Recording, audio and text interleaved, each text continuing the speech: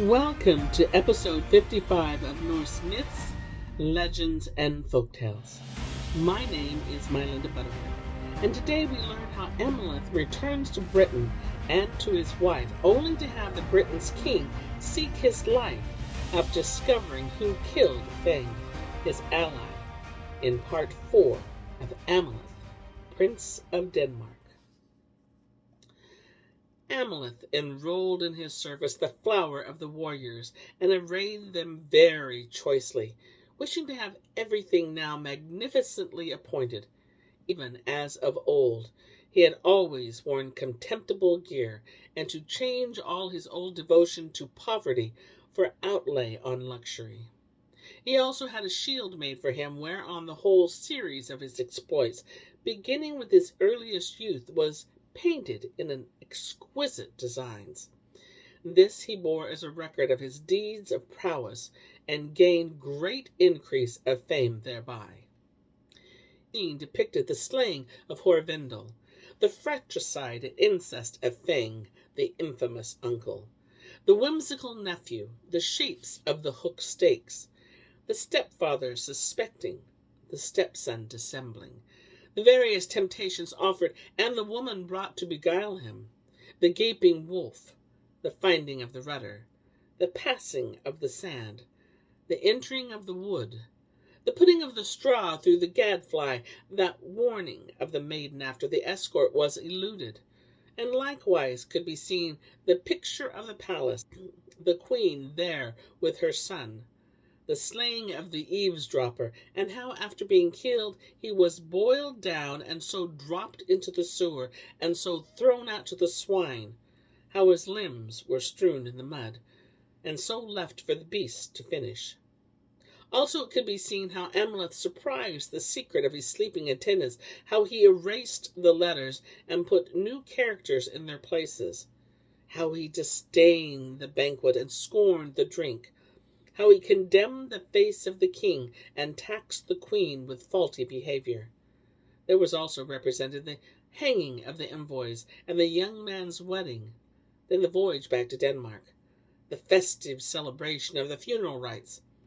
Amleth, in answer to questions, pointing to the sticks in place of his attendants, acting as cupbearer, and purposely drawing his sword and pricking his fingers, the sword riveted through the swelling cheers of the banquet, the dance growing fast and furious, the hangings flung upon the sleepers, then fastened with the interlacing crooks, and wrapped tightly round them as they slumbered, the brand set to the mansion, the burning of the guests, the royal palace consumed with fire and tottering down, the visit to the sleeping room of Feng, the theft of his sword, the useless one set in its place, and the king slain with his own sword's point by his stepson's hand.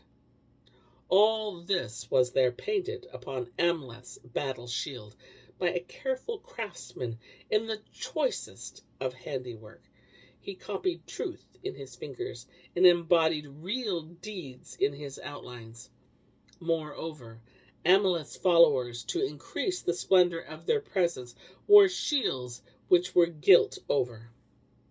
The king of Britain received them very graciously, and treated them with costly and royal pomp. During the feast he asked anxiously whether Feng was alive and prosperous. His son-in-law told him that the man of whose welfare he was vainly inquiring had perished by the sword. With a flood of questions he tried to find out who had slain Feng, and learned that the messenger of his death was likewise its author. And when the king heard this, he was secretly aghast, because he found that an old promise to avenge Feng now devolved upon himself. For Feng and he had determined of old by a mutual compact that one of them should act as the avenger of the other.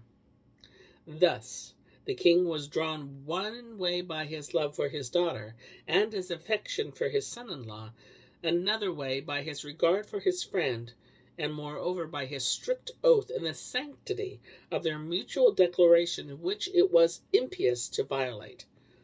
At last he slighted the ties of kinship, and sworn faith prevailed. His heart turned to vengeance, and he put the sanctity of his oath before family bonds.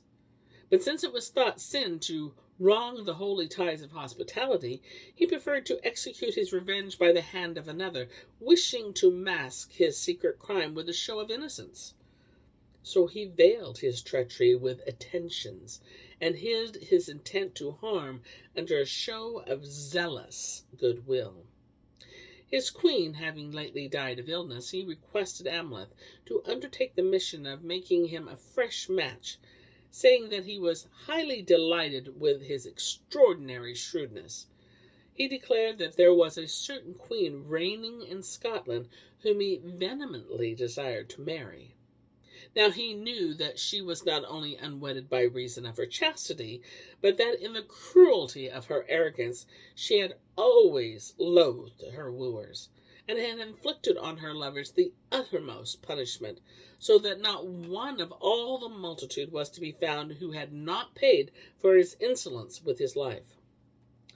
Perilous this commission was. Ameleth started, never shrinking to obey the duty imposed on him, but trusting partly in his own servants, and partly in the attendants of the king. He entered Scotland, and when quite close to the abode of the queen, he went into a meadow by the wayside to rest his horses. Pleased by the look of the spot, he thought of resting. The pleasant prattle of the stream excited a desire to sleep, and posted men to keep watch some way off. The queen, on hearing of this, sent out 10 warriors to spy on the approach of the foreigners and their equipment. One of these, being quick-witted and slipped past the sentries, pertinaciously made his way up and took away the shield, which Amleth had chanced to set at his head before he slept, so gently that he did not ruffle his slumbers, though he was lying upon it, nor waken one man of all that troop, for he wished to assure his mistress not only by report, but by some token. With equal address he filched the letter entrusted to Amleth from the coffer in which it was kept.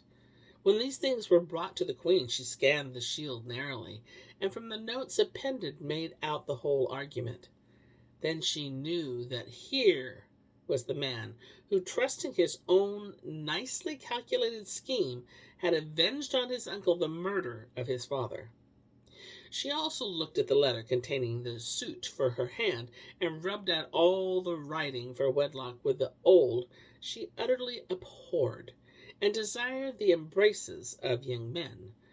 But she wrote in its place a commission purporting to send from the King of Britain to herself, signed like the other with his name and title, wherein she pretended that she was asked to marry the bearer.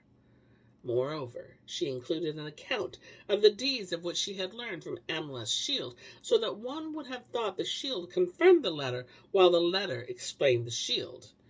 Then she told the same spies whom she had employed before to take the shield back, and put the letter in its place again, playing the very trick on Ameleth, which, as she had learned, he had himself used in outwitting his companions. Ameleth, meanwhile, who found that his shield had been filched from under his head, deliberately shut his eyes and cunningly feigned sleep, hoping to regain by pretend what he had lost by real slumbers. For he thought that the success of his one attempt would incline the spy to deceive him a second time, and he was not mistaken. For as the spy came up stealthily, and wanted to put back the shield and the writing in the old place, Ameleth leapt up, seized him, and detained him in bonds. Then he roused his retinue and went to the abode of the queen. As representing his father-in-law, he greeted her and handed her the writing sealed with the king's seal. The queen, who was named Hermutrude, took and read it, and spoke most warmly of Amleth's diligence and shrewdness, saying that Feng had deserved his punishment, and that the unfathomable wit of Amleth had accomplished a deed past all human estimation, seeing not only had his impenetrable death devised a mode of revenging his father's death and his mother's adultery, but it had further, by his notable deeds of prowess, seized the kingdom of the man whom he had found constantly plotting against him. She marveled, therefore, that a man of such instructed mind could have made the one slip of a mistaken marriage. Though his renown almost rose above mortality, he seemed to have stumbled into an obscure and ignoble match. For the parents of his wife had been slaves, though good luck had graced them with the honors of royalty. Now, said she, when looking for a wife, a wise man must reckon the lustre of her birth and not of her beauty. Therefore, if he were to seek a match in a proper spirit, he should weigh the ancestry and not be smitten by the looks. For though looks were a lure to temptation, yet their empty bedizenment had tarnished the whole simplicity of many a man. Now there was a woman, as nobly born as himself, whom he could take. She herself, whose means were not poor, nor her birth lowly, was worthy his embraces, since he did not surpass her in royal wealth, nor outshine her in the honor of her ancestors. Indeed, she was a queen, and but that her sex gainsayed it, might be deemed a king, nay, and this is yet truer, whomsoever she thought worthy of her bed was at once a king, and she yielded her kingdom with herself. Thus her sceptre and her hand went together. It was no mean favor for such a woman to offer her love, who, in the case of other men, had always followed her refusal with the sword. Therefore she pressed him to transfer his wooing, to make over to her his marriage vows, and to learn to prefer birth to beauty. So saying, she fell upon him with a close embrace. Amleth was overjoyed at the gracious speech of the maiden, fell to kissing back, and returned her close embrace, protesting that the maiden's wishes was his own. Then a banquet was held, friends bidden, the chief nobles gathered, and the marriage rites performed. When they were accomplished, he went back to Britain with his bride, a strong band of Scots being told to follow close behind, that he might have its help against the diverse treacheries in his path. As he was returning, the daughter of the King of Britain, to whom he was still married, met him.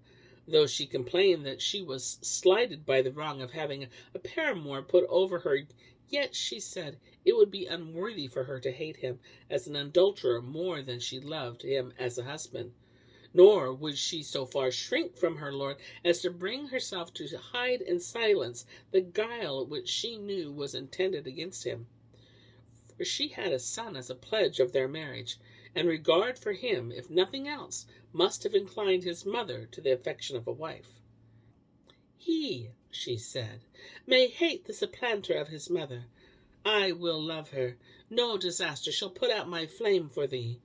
No ill will shall quench it, or prevent me from exposing the malignant designs against thee, or from revealing the snares I have detected. Bethink thee, then, that thou beware of thy father-in-law, for thou hast thyself reaped the harvest of thy mission, foiled the wishes of him who sent thee, and with wilful trespass seized over all the fruit for thyself. By this speech she showed herself more inclined to love her husband than her father. While she thus spoke, the King of Britain came up and embraced his son-in-law closely, but with little love, and welcomed him with a banquet to hide his intended guile under a show of generosity. But Amleth, having learnt the deceit, dissembled his fare, took a retinue of 200 horsemen, and put on an undershirt of mail, and complied with the invitation, preferring the peril of falling in with the king's deceit to the shame of hanging back. So much heed for honor did he think that he must take in all things. As he rode up close, the king attacked him just under the porch of the folding doors, and would have thrust him through with his javelin, but that the hard shirt of mail threw off the blade. Amleth received a slight wound, and went to the spot where he had bidden the Scottish warriors wait on duty. He then sent back to the king his new wife's spy, whom he had captured. This man was to bear witness that he had secretly taken from the coffer where it was kept the letter which was meant for his mistress, and thus was to make the whole blame recoil on Hermutrude, by this studied excuse absolving Amleth from the charge of treachery.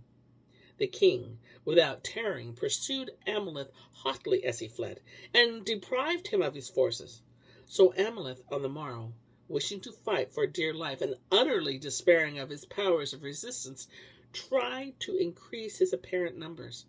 He put stakes under some of the dead bodies of his comrades to prop them up, set others on horseback like living men, and tied others to neighboring stones, not taking off any armor, and dressing them in due order of line and wedge, just as if they were about to engage.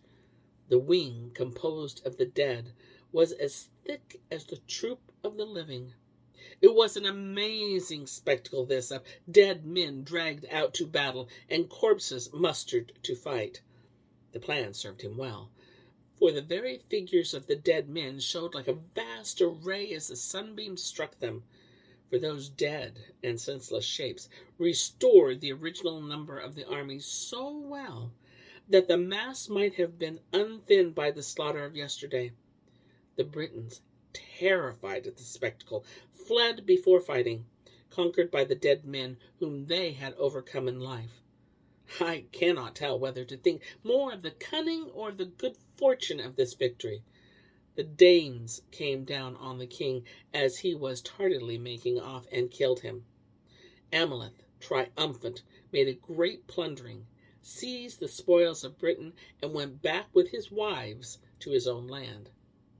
Meanwhile, Rorik had died, and Vilik, who had come to the throne, had harassed Amleth's mother with all manner of insolence, and stripped her of her royal wealth, complaining that her son had usurped the kingdom of Jutland and defrauded the king of Lear, who had the sole privilege of giving away and taking away the rights of high offices. This treatment Ameleth took with such forbearance as apparently to return kindness for slander, for he presented Vilig with the riches of his spoils, but afterwards he seized a chance of taking vengeance, attacked him, subdued him, and from a cover became an open foe. Fialar, the governor of Skåne and Zealand, sent envoys to challenge Amleth to a war. Amleth, with his marvelous shrewdness, saw that he was tossed between two difficulties, one of which involved disgrace and the other danger, for he knew that if he took up the challenge he was threatened with the peril of his own life, while to shrink from it would disgrace his reputation as a soldier. Yet in that spirit, ever fixed on deeds of prowess, the desire to save his honor won the day. Dread of disaster was blended by more vehement thirst for glory. He would not tarnish the unblemished luster of his fame by timidly skulking from his fate. Also, he saw that there is almost as wide a gap between a mean life and a noble death as that which is acknowledged between honor and disgrace themselves. Yet he was enchained by such love for Hermutrude that he was more deeply concerned in his mind about her future widowhood than about his own death, and cast about very zealously how he could decide on some second husband for her before the opening of the war. Hermutrude therefore declared that she had the courage of a man, and promised that she would not forsake him even on the field, saying that the woman who dreaded to be untied with her lord in death was abominable. But she kept this rare promise ill, for when Amleth had been slain by Vilik in the battle of Jutland, she yielded herself up unasked to be the conqueror's spoil and bride. Thus, all vows of women are loosed by change of fortune and melted by the drifting of time. The faith of their soul rests on a slippery foothold and is weakened by casual chances, glib promises, and a sluggish in performance. All manner of lustful promptings enslave it, and it bounds away with panting and perceptive desire, forgetful of all things, in the ever-hot pursuit after something. So ended Ameleth. Had fortune been as kind to him as nature, he would have equaled the gods in glory and surpassed the labors of Hercules by his deeds of prowess. A plain in Jutland is to be found, famous for his name and burial place. Vilik's administration of the kingdom was long and peaceful. And here is where I end my tale for today. But I'll be back with more tales. Many more tales. Until then, my friends, enjoy the journey.